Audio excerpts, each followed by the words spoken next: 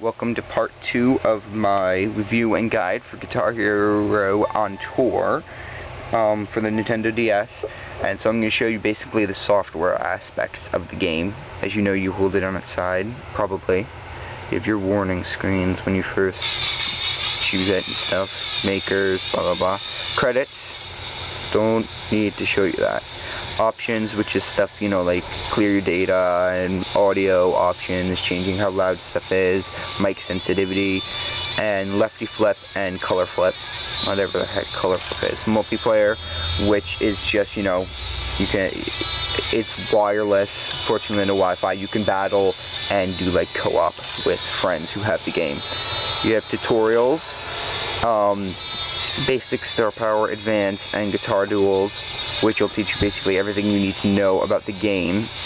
And then you have quick play, which you can play all the songs you'll unlock, and you can look up on Wikipedia what ones there are. You don't need to hear that from me. Guitar duels, which is a lot like them from 3, a lot like things from 3. The only difference is you're competing for score. You're not trying to make the other one mess up. And so you just pick your character and stuff. And when you beat, there's one thing I will mention about songs. When you beat all of them, you get I'm Not Your Game Boy by Freeze Pop. You have to beat all of the guitar duels on any difficulty. And then career, which is, you know, you can make a band, which can't be that long. Icicle 7's boarding on too long. I beat every song on every level. Then you have, you know, play a live show, which is, you know, you just play a song, you know, to get money. And then character select. You have all the characters at the beginning. You just, each of them has 3 costumes, which you need to unlock for most of them. Guitar select. You start with the Les Paul, the SG, and the Flying V, and this is a finish for it, if you didn't know. And the finishes and guitars you buy in the store, and you need to unlock quite a few of them. And the way to unlock them is basically, if you just get 5 stars on all the songs, on all the levels, you'll get it. Look up on Game FAQs if you really need to know.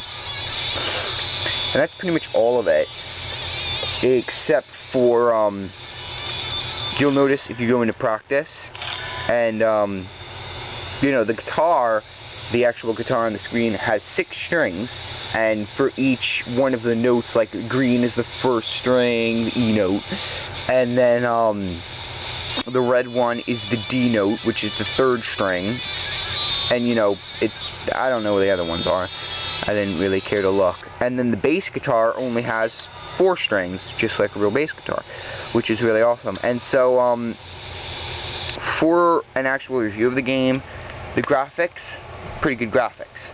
Of course, it taxed the thing to basically its limits, but it makes it feel like a real Guitar Hero game. And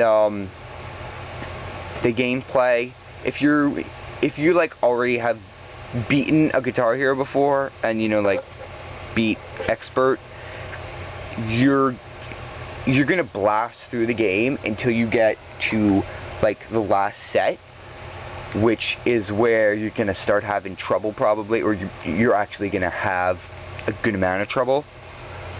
And I got stuck. It took me a few days to beat I Know a Little by Leonard Skinner, which is like the last song. It's the encore song on the last venue, and it took me a while to beat that because it's so hard, but because you have to get used to it. It's hard to do licks. Like, it's hard to do tough sections where, you know, all the time I was thinking, hey, if this was on regular Guitar Hero, I would still be able to beat it.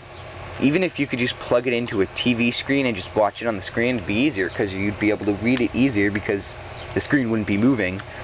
That's why you need to have the grip on tight. And then, there's a few ways to hold it, of course, which also affect gameplay. There's the basic way, and then, you know, you can hold it like that with just your thumb there, but you really got it tighter, I think. Good way to hold it, not so much for tough licks, but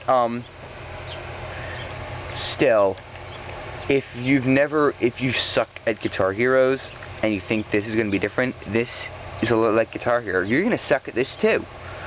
So if you're not good at Guitar Heroes, I wouldn't get it. I mean, I would try it somewhere, Toys R Us or whatever, but don't get it unless you've tried it. And then, because $50 is a little bit of a big investment if you don't know if you're going to like it. And then, if you're good at Guitar Heroes, of course, you know, you're going to blast through it, blah, blah, blah. And then there's a certain degree of difference where it's not like Guitar Hero, and it's going to be hard. At some point, you're going to get stuck. But it's basically easier than Guitar Heroes because the way of the thing is basically harder. And another thing is you need the guitar grip. If you don't get it, if it pops out, it's going to be like, oh, please turn off the game and reinsert the guitar grip, blah, blah, blah. It's annoying, but you learn to, like, that only happened to me like twice because, you know, I turned it on and then I put the guitar grip in and it was like, you can't do that. So, and then gameplay, and that's pretty good. And then there's you know, 2-player multiplayer. Good thing. Good. I've never actually played it on multiplayer, but you know, it's pretty cool. So all in all, the game, if you like Guitar Heroes, I would get it. Now, I had a coupon, so it was only $40. So I don't know so much about getting it for $50, but, you know, pretty good game. And that's basically it. So I hope this answered any of your questions, and please, you know, post if you have anything.